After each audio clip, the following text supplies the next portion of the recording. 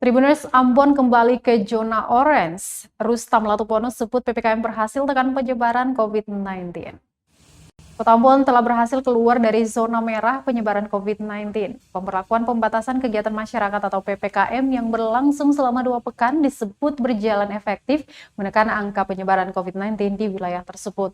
Wakil Ketua DPRD Kota Ambon, Rustam Latupono, menyebutkan PPKM berhasil menekan angka penyebaran COVID-19.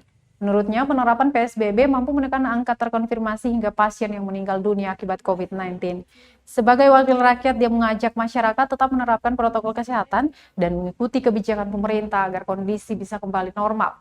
Diberitakan sebelumnya, Tribuners Kota Ambon sudah kembali masuk ke zona orange berdasarkan laporan Satgas Penanganan COVID-19 per 18 Juli 2021, Ambon memiliki scoring 1,9 poin.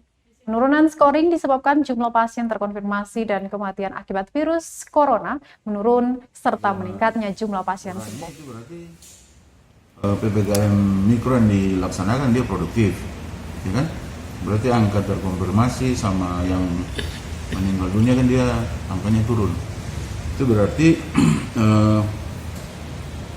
kerjasama yang baik dari pemerintah dan masyarakat Kota Ambon dalam memutus rantai penyebaran COVID yang beberapa waktu lalu dia naik cukup drastis. Dengan zona yang sekarang kita capai itu berarti masyarakat sudah bisa membantu pemerintah untuk mencegah penyebaran itu. Dan saya kira mari kita terus membantu pemerintah dengan cara bekerja sama menjalankan protokol kesehatan. Jadi saya kira sampai dengan hari ini kondisi Kota Ambon dari waktu ke waktu sudah berangsur membaik.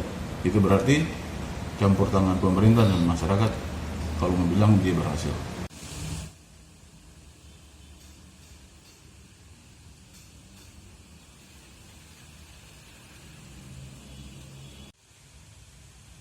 Terima kasih sudah nonton. Jangan lupa like, subscribe, dan share ya.